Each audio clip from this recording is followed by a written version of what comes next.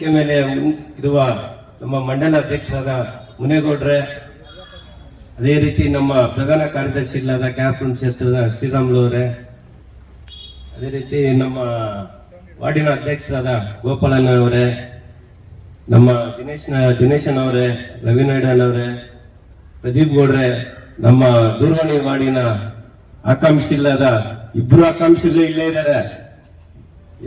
ನಮ್ಮ ಪ್ರದೀಪ್ ಗೌಡ್ರು ಇಲ್ಲೇ ಇದ್ದಾರೆ, ಮುನೇಗೌಡರು ಇಲ್ಲೇ ಇದ್ದಾರೆ, ಮತ್ತೆ ನಮ್ಮ ಸ್ನೇಹಿತರಾದ MLDC ಇದ್ದಾರೆ. ಇದರಲ್ಲಿ ಪ್ರಬಲ ಆಕಾಂಕ್ಷಿಗಳು ಯಾರು ಮಾಡಬೇಕು ಅನ್ನೋದು ನಮ್ಮ ಶಾಸಕರಾದ ಬೈತಿ ಬಸವರಾಜನ್ ಅವ್ರ ಕೈಯಲ್ಲಿದೆ. ಅವ್ರು ಯಾರು ಕೈ ತೋರಿಸ್ತಾರೋ ಅವ್ರಿಗೆಲ್ಲ ನಾವು ಕೆಲಸ ಮಾಡಕ್ ರೆಡಿ ಇದೀವಿ ತಾನೆ. ಇವಾಗ ನಮ್ಮ ಮಾಡಿ ಇಲ್ಲಿ ವಿಜಯಪುರ ವಾರ್ಡ್ ನಂಬರ್ 17ರಲ್ಲಿ ನಾವೆಲ್ಲರೂ ಇಲ್ಲಿ ಕೂತಿದ್ದೀವಿ. ನಮಗ್ ಪರಿಚಯ ಇರೋರು ಪಕ್ಕದ ವಾರ್ಡ್ಗಳಲ್ಲಿ ಅಲ್ಲಿ ಇಲ್ಲೆಲ್ಲ ನಮ್ ಪರಿಚಯ ಇದ್ದಾರೆ. ನಮ್ಗೇನು ನಾವು ಗೆಲ್ಬೇಕು ಅಂತ ಇದಿಲ್ಲ. ಇಲ್ಲಿ ನಾವು ಗೆದ್ರೆ ಯಾರು ಗೆದ್ದಂಗೆ? ಬಸವರಾಜನ ಗೆದ್ದಂಗೆ. ನಾವೆಲ್ಲ ಇಷ್ಟು ವರ್ಷ ನಾವು ಕೆಲಸ ಮಾಡ್ಕೊಂಡ್ ಬಂದಿದ್ದು ಒಬ್ರು ಮಕ ನೋಡಿನ ನಾವು ಕೆಲಸ ಮಾಡ್ಕೊಂಡ್ ಬಂದಿದ್ದು. ಬಸವರಾಜನ ಮಾರ್ಗದರ್ಶನದಲ್ಲಿ ಬಸವರಾಜನ ಏನ್ ಹೇಳ್ತಾರೋ, ಬಸವರಾಜನಾಗಿ ಇಷ್ಟೇ ಕೆಟ್ಟ ಹೆಸರು ಬರ್ದಿರ ನಾವು ಕೆಲಸ ಮಾಡ್ಕೊಂಡ್ ಬಂದಿದೀವಿ. ಸುಮಾರು 12 ವರ್ಷ, ಒಂದಲ್ಲ ಎರಡಲ್ಲ 12 ವರ್ಷದಿಂದ ಸತತವಾಗಿ ನಾವು ಕೆಲಸ ಮಾಡ್ಕೊಂಡ್ ಬರೋದು. ಕಾರಣ ಏನಂದ್ರೆ ನಮ್ಗೇನು ಪದವಿ ಬೇಕು, ಇದು ಬೇಕು, ಇನ್ನೊಂದು ಬೇಕು ಅನ್ನೋದು ಏನು ನೋಡಿಲ್ಲ. ಯಾಕಂದ್ರೆ ಬಸವರಾಜ ನಮ್ಗೆಲ್ಲ ಅದೇನು ಒಂದೇ ಒಂದು ಚೂರು ಏನಿದ್ರು ನಮ್ ಕಮ್ಮಿ ಮಾಡಿಲ್ಲ. ನಮ್ಗೇನ್ ಬೇಕಾಗಿರೋದಂದ್ರೆ ಬಸವರಾಜನ ಇದ್ರೆ ನಮ್ಗೆಲ್ಲಾನು ಸಿಗತ್ತೆ. ಹೌದಾ ಇಲ್ವಾ? ಏನು ಯಾರು ಮಾತಾಡ್ತಾನೆ ಇಲ್ಲ. ಬಸವರಾಜನ ಇರೋದ್ರಿಂದ ನಮ್ಗೆ ಒಳ್ಳೇದಾ ಕೆಟ್ಟದ?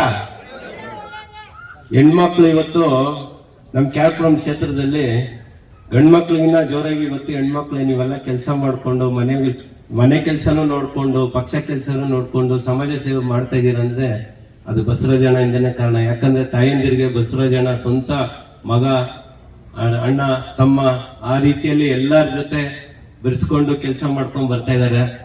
ಅವ್ರು ನೋಡಿನೇ ನಮ್ಗೆಲ್ಲ ರಾಜಕೀಯದಲ್ಲಿ ಓಡಾಡ್ಬೇಕು, ಜನಸೇವೆ ಮಾಡ್ಬೇಕು, ಇನ್ನ ಜಾಸ್ತಿ ಬಸವರಾಜನ ಕೈ ಇದ್ ಮಾಡಿಸ್ಬೇಕು ಅಂದ್ಬಿಟ್ಟೆ ನಾವೆಲ್ಲ ಬಸವರಾಜನ ಜೊತೆ ಇಟ್ಕೊಂಡು ಸೇರಿ ಕೆಲಸ ಮಾಡ್ತಾ ಇದೀವಿ.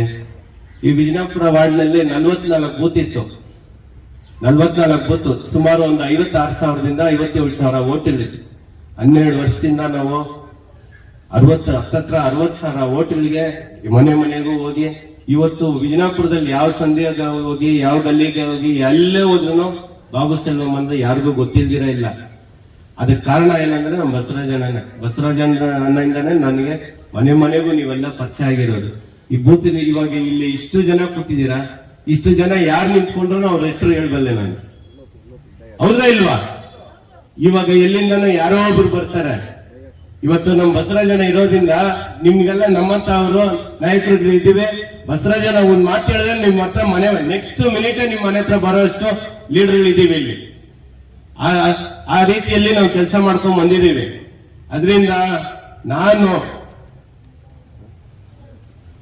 ನೀವು ಬಸವರಾಜನಿಗೆ ಹೆಂಗೆ ಬೆಂಬಲ ಕೊಟ್ಕೊಂಡ್ ಬಂದ್ರು ಆ ರೀತಿ ನಾವು ಬಸವರಾಜನ ಮಕ್ಕ ನೋಡ್ಕೊಂಡೆ, ಬಸವರಾಜನ ಹೆಸರು ಹೇಳ್ಕೊಂಡೆ ನಾವು ನಿಮ್ಮ ಹತ್ರ ಮತ್ತೆ ಕೇಳಕ್ ಬರ್ತೀವಿ. ಸಸಿ ಮೊನ್ನೆನೂ ಅಷ್ಟೇ ವಿಜಯಪುರ ಈ BJP ಎಲೆಕ್ಷನ್ ಆದ್ಮೇಲೆ ನಮ್ ಕ್ಯಾಟಗರಿಗೆ ಆದ್ಮೇಲೆ ಬಸವರಾಜನ ಹತ್ರ ಹೋಗಿ ಎಲ್ಲಾ ಮುಖಂಡರ ಜೊತೆ ಕೇಳಿದ್ವಿ, ಅಣ್ಣ ಈ ತರ ನಾವು ಕೆಲಸ ಮಾಡ್ಬೋದಾಗಿದ್ರೆ ಕಾಯ್ತು, ಕೆಲಸ ಮಾಡು, ಮಾಡ್ಬಿಟ್ಟು ಎಲ್ಲ ಆಚೆ ಹೋಗ್ಬೇಡ, ವಾರ್ಡಲ್ಲಿ ಕೆಲಸ ಮಾಡು ಅಂತೇಳಿ ಬಸವರಾಜನ ಹೇಳಿದ್ಮೇಲೆನೆ ಈ ತರ ಕಾರ್ಯಕ್ರಮಗಳು ನಾವು ಮಾಡಕ್ ಶುರು ಮಾಡಿದೀವಿ.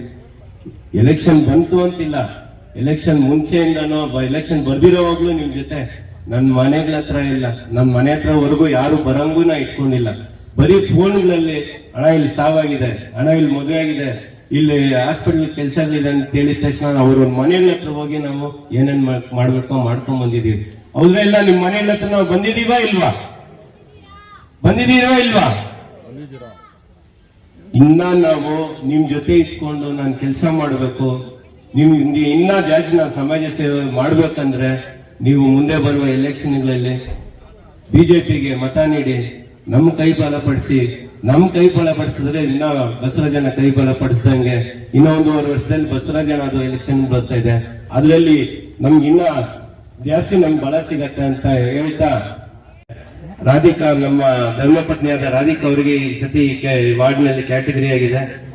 ನಾವು ದಯವಿಟ್ಟು ನಮ್ಮನ್ನ ಎಲ್ಲರೂ ನೀವು ಸಹಕಾರ ಕೊಡ್ಬೇಕು ತಿಳ್ಕೊಳ್ತಾ ಸದಾ ನೀವು ಸೇವೆ ಮಾಡಕ್ಕೆ ಈ GD ಚುನಾವಣೆಯಲ್ಲಿ ಬರುವ ಚುನಾವಣೆಯಲ್ಲಿ ನೀವೆಲ್ಲರೂ ನಮ್ಮ ಕೈ ಬಲಪಡಿಸ್ಬೇಕಂತೇಳಿ ಕೇಳ್ಕೊಳ್ತಾ ಇದ್ದೀನಿ. ಅದೇ ರೀತಿನೇ ಯಾವಾಗ್ಲೂ ನಿಮ್ ಜೊತೆನೆ ಕೆಲಸ ಮಾಡಕ್ ನಾವು ತಯಾರಿದೀವಿ ಅಂತ ಹೇಳ್ತಾ ಈ ಮಾತಾಡಕ್ಕೆ 2 ಮಾತು ಅವಕಾಶ ಮಾಡಿಕೊಟ್ಟಿದ್ದಕ್ಕೆ ಧನ್ಯವಾದ.